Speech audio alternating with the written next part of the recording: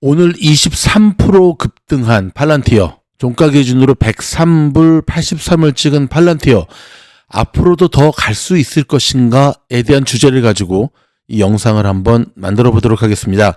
여러분 편안히 들으시면 됩니다. 지금 보고 계시는 화면은 2월 4일 화요일 종가의 팔란티어의 모습이거든요.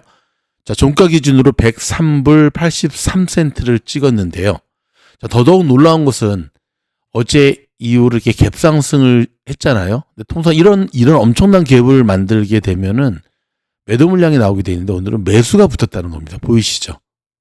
자, 그러면 차트를 보시고 저희가 준비한 이야기를 좀 풀어가도록 하겠습니다. 먼저 이번에 어닝이 대박이었다는 거 여러분 아시죠? 어느 것 하나 흠잡을 데가 없었습니다. EPS, 레베뉴, 가이던스부터 시작해가지고 뭐 올해 성장성, 1분기 성장성. 자, 알렉스 카프, 팔란티어 CEO인 알렉스 카프는 이제 곧 시작이다. 우리가 꿈꾸는 팔란티어의 원대한 비상이 이제 1막이 올랐을 뿐이다 라는 이야기로 자신감을 피력했는데요.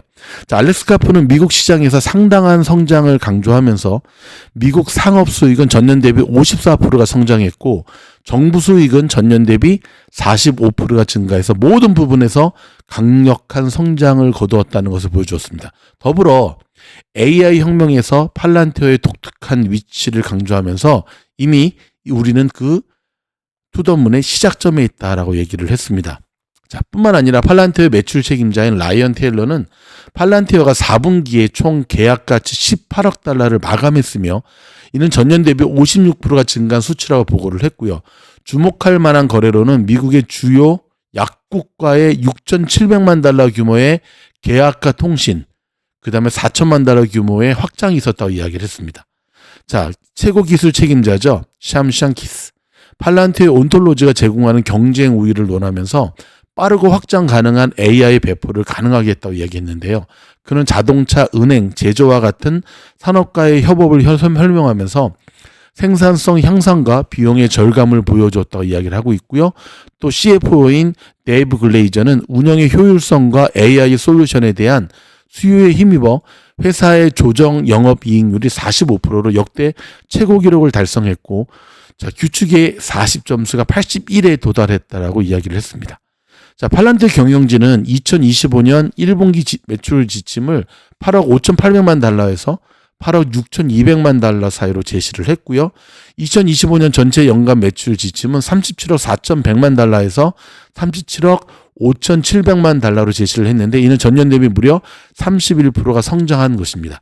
더불어 미국의 상업 수익도 2025년 10억 7,900만 달러를 초과할 것으로 예상을 했는데 이는 최소 54%가 성장한 것을 이야기하거든요.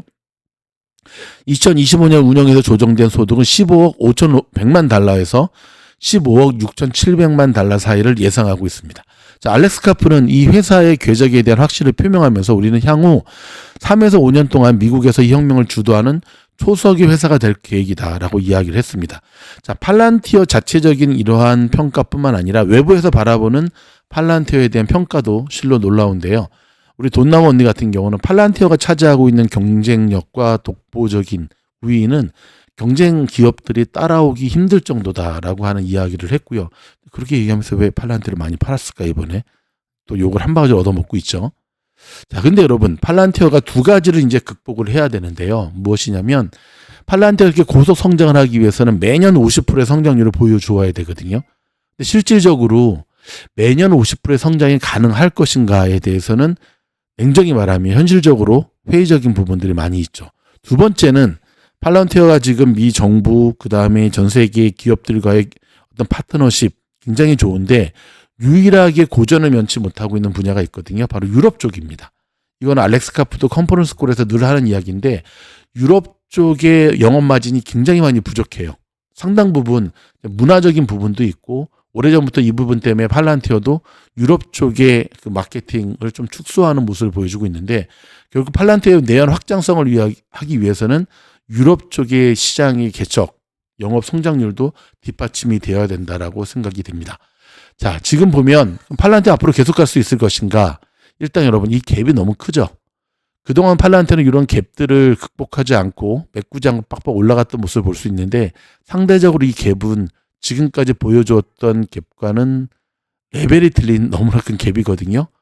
자, 단기적인 또 풀백을 이야기할 수밖에 없습니다. 지난번 저희가 팔란테가 이 정도 왔을 때 단기적인 풀백이 있을 거다라고 말씀을 드렸고, 이 단기적인 풀백을 거치니까 결국 이렇게 날아올랐잖아요. 팔란테도 결국은 자, 시장의 변동성에 따라서 이 갭을 매꾸로 내려올 수밖에 없습니다. 그 이후에 팔란테어가 보여주는 시장의 가치와 성장성을 통해서 팔란테어의 장기적인 성장은 이제 시작될 것이라고 보여집니다. 여러분, 저희 영상이 도움이 되었다 한다면 좋아요, 구독, 알림 눌러주시고요. 몇 자리 남지 않은 비즈널 공부방에 여러분들을 초대합니다. 고맙습니다.